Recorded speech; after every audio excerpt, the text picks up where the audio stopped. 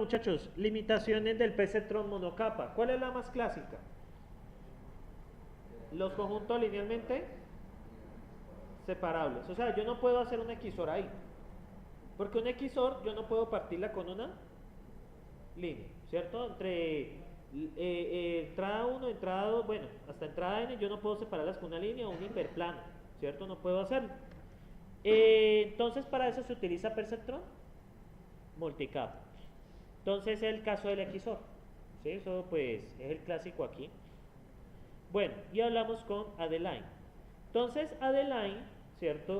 El factor de entrenamiento es muy similar al que vimos anteriormente, ¿sí? Es muy similar, pero este utiliza la regla del gradiente descendiente. O sea, el perceptron normal utiliza ¿qué? La diferencia. Pero la Adeline utiliza el gradiente descendiente, o sea, es la derivada del error, ¿sí? Entonces, ¿qué pasa con Adeline? Es de respuesta lineal, es decir, no estamos limitados con la función sigma, pero las salidas deben ser estrictamente positivas. Incorpora, bueno, vías, eso, y se utiliza, bueno, los mínimos cuadrados. Y permite trabajar con entradas continuas. Entonces, muchachos, ¿qué hacemos?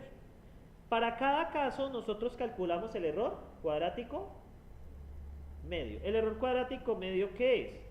Es la sumatoria entre las entradas, perdón, la sumatoria entre la diferencia de la diferencia al cuadrado de las salidas deseadas menos las salidas obtenidas. Esa es la diferencia con el perceptron. Observen la regla del aprendizaje para el caso del parcial.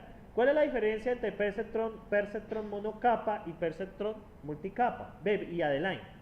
Pues que Adeline utiliza la regla del gradiente descendiente. El algoritmo de backpropagation utiliza también gradiente descendiente. Entonces, ¿qué hacemos? Hacemos la derivada del error con respecto al peso, ¿cierto? ¿Qué buscamos con eso? Buscamos que esa derivada sea igual a 0. Entonces, esa derivada la multiplicamos por un factor de aprendizaje y se la restamos a el peso, ¿sí? O sea, hacemos la derivada del peso, perdón, la derivada del error con respecto al peso y eso lo restamos con respecto al peso. Entonces, ¿cómo funciona? Miren la regla del gradiente descendiente. Entonces, el gradiente descendiente, ¿qué busca? Supongamos que aquí está el error mínimo, ¿cierto? ¿Estamos ahí? Este es el error mínimo. Entonces, ¿qué hacemos? A medida derivamos, observen que este es el error, derivamos y miren que tratamos de coger el sentido de la pendiente. Entonces, en el sentido de la pendiente aquí, ¿hacia dónde va? Hacia abajo, ¿cierto? ¿Sí lo ven? Va hacia abajo hacia la derecha, ¿sí? Y miren acá, ¿qué pasa? Y el tamaño de esta flecha, ¿qué creen que es? El factor de aprendizaje. Si la flecha es muy larga, nos podemos pasar. Es decir, miren aquí la flecha larga. Si tengo una flecha muy larga, pues vamos a coger hacia dónde? Hacia acá. Si tengo una flecha muy pequeña, ¿qué pasa? Se vamos a demorar mucho. Entonces eso es un equilibrio. No hay una fórmula para hallar la longitud de esa flecha. O sea, el factor de aprendizaje depende del problema. Y eso es algo que ustedes van a enfrentar en el proyecto final. ¿Sí? Sí, Cárdenas, lo van a enfrentar en el proyecto final. ¿Sí? Ah, y esos son problemas de mayo, muchachos. ¿Sí? Bien. Entonces, ¿cómo aplicamos la regla? Si las entradas tienen, bueno, esto no. Vamos con el algoritmo. Entonces, ¿qué hacemos, muchachos? ¿Cómo tomamos, cuál es la derivada de ese error cuadrático medio? Miren el error cuadrático medio. Si lo derivamos con respecto al peso, ¿cierto? ¿Qué pasa con este 2? El 2 baja y se cancela con ese 2. Y pasa, y aquí salen los factores que están multiplicados por el peso. ¿Por qué los factores que están multiplicados por el peso? Porque son los que se pueden derivar. Los otros pesos se asumen como constantes, por lo tanto la derivada es 0. Recuerden que la salida deseada es la función de activación, ¿cierto? Es aplicar la entrada meta a la función de activación. La entrada neta, recuerden que es x1 por w1 más w2 por x2 más hasta wn por xn. Si derivamos con respecto a wn, por ejemplo, el resto de términos que pasa se vuelven 0. Entonces, la derivada nos da esta forma, ¿sí? Nos da la sumatoria de la salida deseada menos la salida obtenida. Perdón, ese es el error, qué pena. Nos da esto, ¿sí? Y este término, ¿dónde sale? Es el que está multiplicando el peso, ¿sí? La entrada que está multiplicando el peso. Por ejemplo, wn por xn. ¿Qué pasa si lo derivo con respecto a wn? Me sale xn. Eso sale por regla de la cadena. Y esta es la actualización de pesos que me sale. El factor de aprendizaje por la diferencia por el peso. Sale exactamente igual que en el perceptrón, así, pero si le son más de una salida, ahí ya cambia, ¿sí? Porque ya la salida deseada ya no es solamente no depende, o sea, ya la salida, el error cuadrático medio es la suma de las salidas, ya ahí cambia un poco. Entonces, ¿qué pasa? El algoritmo de aprendizaje, ¿cómo funciona? Inicialice los pesos. Actualiza los pesos de cada patrón de acuerdo al error que ha encontrado. Actualizan los pesos y teta. Recuerden que teta es una entrada que se asume que es 1 o menos 1 siempre. Puede detenerse cuando todos los patrones cumplen la salida deseada. Eso puede que no pase. Adeline acepta el error. Perceptron no acepta el error. Pero uno puede pararlo por iteraciones, como para llegar a una buena aproximación. O bien se han cumplido cierto número de iteraciones, ¿sí? Bueno, entonces vamos a la implementación de este señor.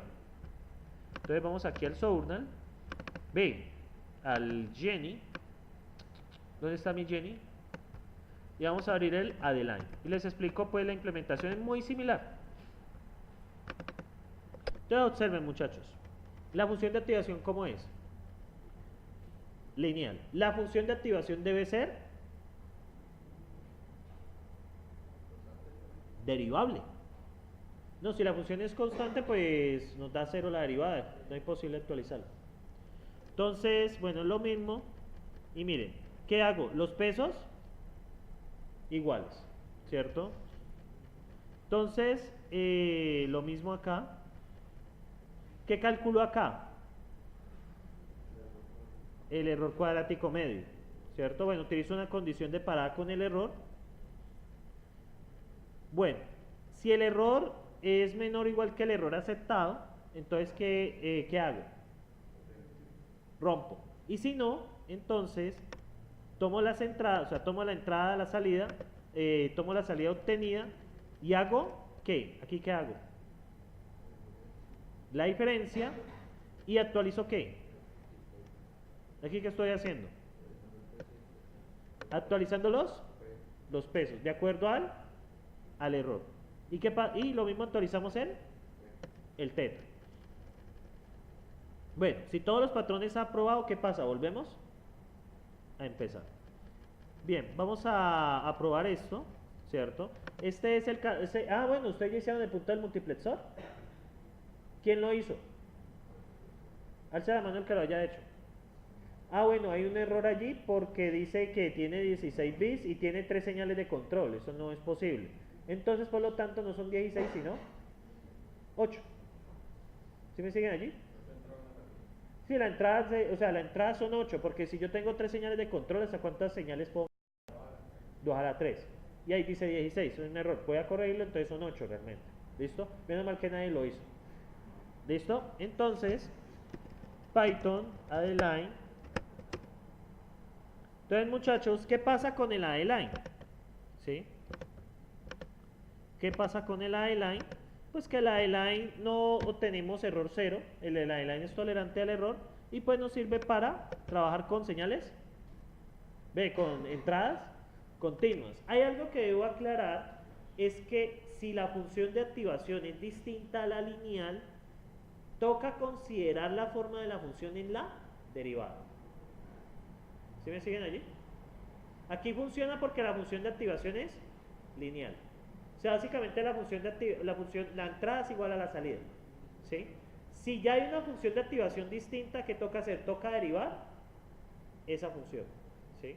Por lo tanto, en este caso, align solo utiliza función de activación lineal. Por eso es que en backpropagation aplicamos la derivada de ¿quién? De la sigmoide. ¿Sí se acuerdan? ¿Sí van viendo que están muy relacionados? Muchachos, ¿mejor o peor? ¿Cómo? Hasta backpropagation, sí. Sí, pues basta ahí, no hay más que hacer. ¿De Angélica Ocampo tiene preguntas? ¿Podrías implementar en tu casa, si yo le dijera implemente una red Align o implemente una red Perceptron? Tendrías que ver el video. Y también lo mismo Castaño. Casi, casi. Tiene un apellido por C. Carrillo. De carro. ¿Sí? Ay, muchachos. Por acá Gamboa. Toca mirarlo. Pero es muy similar. Es muy similar. Por acá. ¿Y usted, muchacho? ¿Cree que sí? ¿El de azul? ¿Sí? ¿El de rojo? ¿El de negro? ¿El de blanco? ¿El de blanco? También.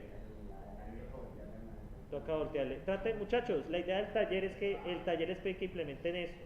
Traten de adelantar estas semanitas que son suaves, ¿sí? Porque la violencia viene a partir dentro de 15 días. Don Jorge, o sea, blanco con negro. Señorita Ocampo, ya le pregunté. Entonces, vale, muchachos. Yo sé que esto es una explicación express, ¿cierto?